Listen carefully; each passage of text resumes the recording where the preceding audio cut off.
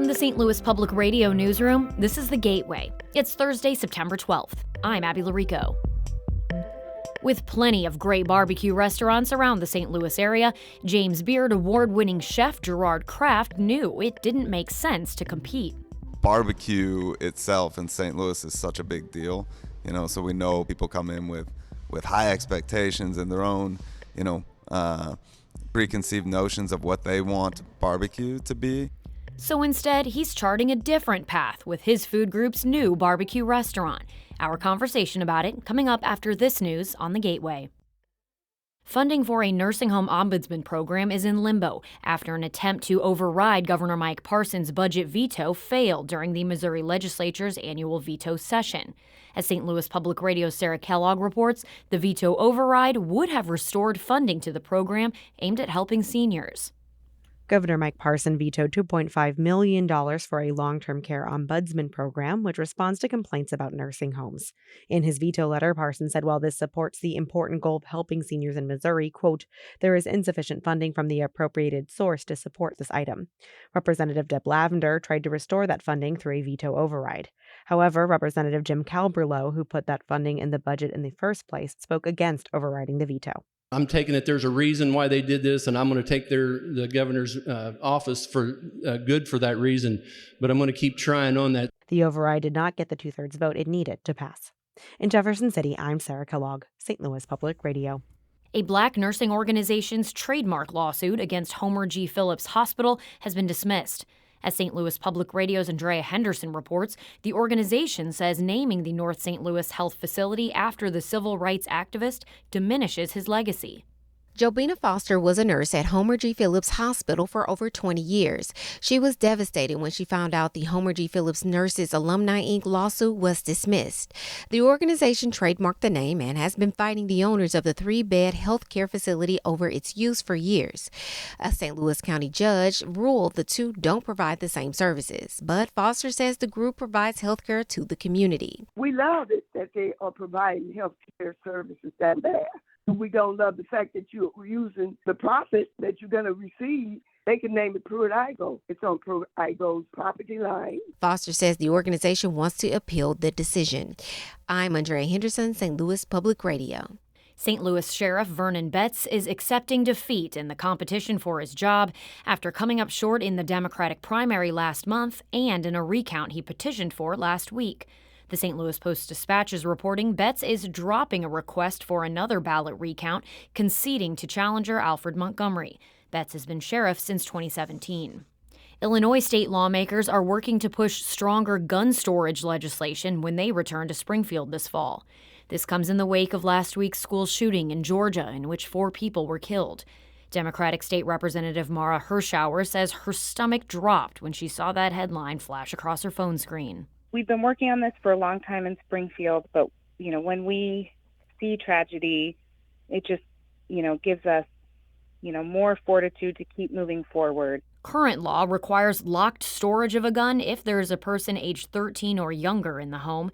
Hirschauer's bill would raise that age limit to 18 and create fines of $10,000 if a minor uses a gun to cause injury or death. Missouri education leaders are looking for alternatives to standardized testing to measure student success. The state's Department of Education will apply in December to a federal program that would allow schools to administer smaller tests throughout the year. April Giorgetti is the department's Missouri Assessment Program Manager. She says teachers could adapt to student learning throughout the year. It can help tailor tiered instruction, supports, and interventions to accelerate student growth while allowing for curricular modifications in a real-time format. The state would ask the 37 school districts that already switched to smaller tests throughout the year to join the pilot. A nonpartisan initiative is using the arts to get people to vote ahead of the November general election. It's called Dance the Vote. The initiative uses dance, poetry, spoken word, song, graphics, video, and texting to spread voter awareness and registration. Joan Lipkin is the founder of the initiative. Lipkin says this election is a crucial turning point for the country. It's not just about the presidential, it's also about the down ballot, and it's about amendments. And even broader than that, it is about creating community cohesion and joy and a belief in the fact that your vote does matter. Lipkin was a guest on St. Louis on the Air. Dance the Vote is hosting an all-ages party this Saturday at the Missouri History Museum. Among the performances at the Music at the Intersection Festival this weekend is a celebration of jazz from the Metro East. As St. Louis Public Radio's Jeremy Goodwin reports, organizers hope to broaden audiences' knowledge of East Side jazz beyond one famous name. Miles Davis. He's the first person people tend to name when listing jazz greats from the Metro East. But though Davis is the one whose childhood home is now a museum, many other musicians and educators from east of the river influenced the shape of jazz. Musician Darren Jackson is education director for Jazz St. Louis, and he says Eastside Jazz is a crucial part of the region's music history. We focus west of the river, right? But what has happened east of the river that has indelibly affected St. Louis? There is no St. Louis jazz scene without East St. Louis. Sunday's set features alumni from the East St. Louis Lincoln High School Jazz Program. Pianist Reggie Thomas, longtime jazz studies director at SIU Edwardsville, leads the tribute. I'm Jeremy Goodwin, St. Louis Public Radio.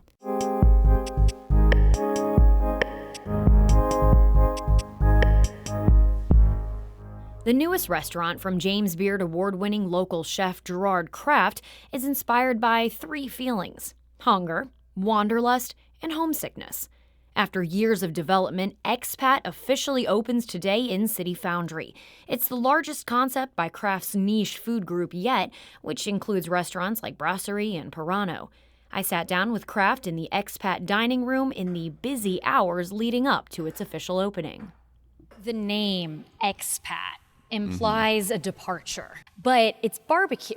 And when you have big painted letters BBQ on the side of what was a factory, that's kind of as American as you can get. I think the biggest misconception that some people have had when talking to me about what they're expecting Expat to be is that it will be barbecue from all these other places, but this is straight up American barbecue through the eyes of an expat, right? And so, imagine you were, living in another country and you were missing your ribs from home, and you went to the store to get all the ingredients for your recipe, and you had to kind of make those swaps. You had to change out the spices for the spices they had available or the sweeteners they had available, and so the end product is neither say Chinese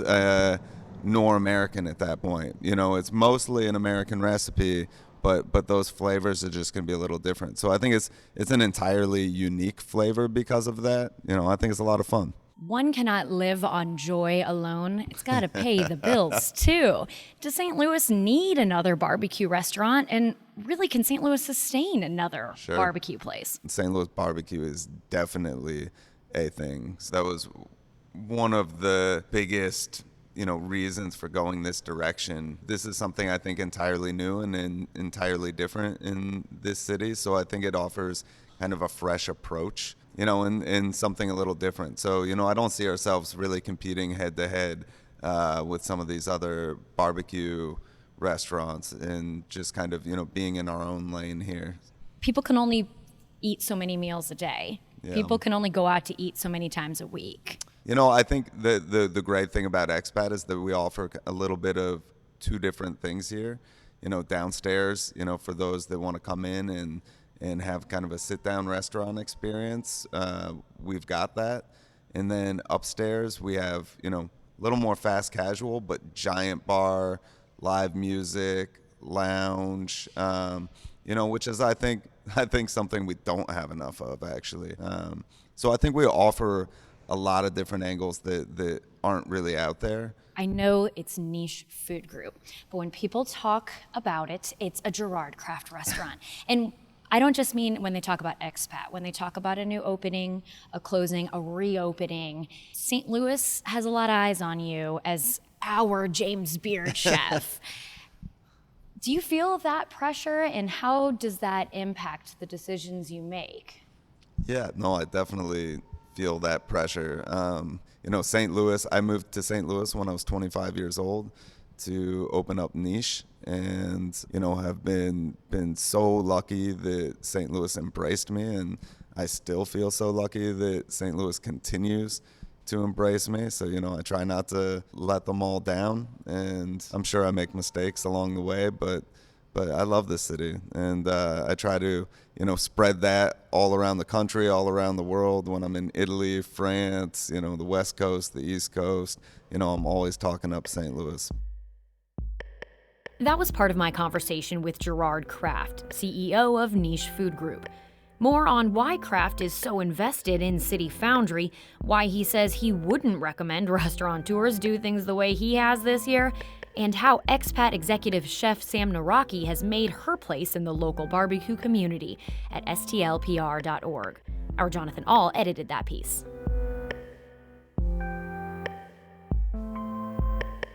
The Gateway is a production of St. Louis Public Radio, a listener-supported service of the University of Missouri-St. Louis.